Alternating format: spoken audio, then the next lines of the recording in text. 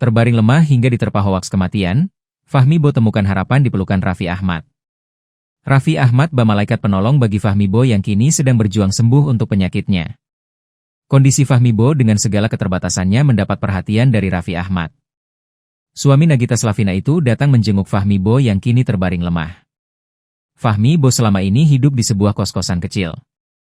Dia sudah tak bisa lagi beraktivitas seperti biasa, dan hanya berbaring sepanjang hari di kasurnya. Raffi Ahmad datang sebagai bala bantuan untuk pemeran Gusur dalam sinetron Lupus itu. Akhirnya, Fahmi Bo dibawa ke rumah sakit dengan menggunakan ambulans. Fahmi Bo seolah mendapatkan semangat baru untuk sembuh dari banyak penyakitnya. Lebih lega lagi lantaran segala biaya pengobatan di rumah sakit bakal ditanggung oleh Raffi Ahmad. Atas perhatian dan aksi ayah 3 anak itu, Fahmi Bo mengaku sangat bersyukur. Pokoknya semuanya alhamdulillah, aku bersyukur Raffi mau datang jenguk, ungkap Fahmi Bo, dikutip dari YouTube Star Pro Indonesia, Jumat, 31 Oktober 2025.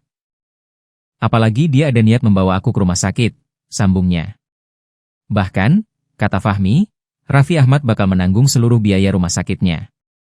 Masalah biaya katanya nggak usah mikirin, kata Fahmi. Fahmi Bo saat ini sudah mendapatkan perawatan di salah satu rumah sakit. Raffi Ahmad juga sempat menjenguk pria kelahiran Jakarta, 28 Januari 1973 itu di rumah sakit.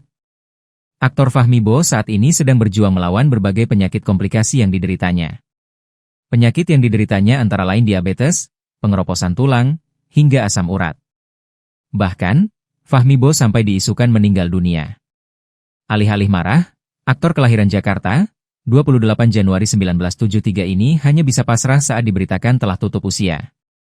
Fahmi juga mengatakan dirinya sudah berkali-kali diberitakan meninggal. Karena itulah, pemain sinetron tukang ojek pengkolan ini berharap netizen puas sudah menyebarkan berita bohong tersebut.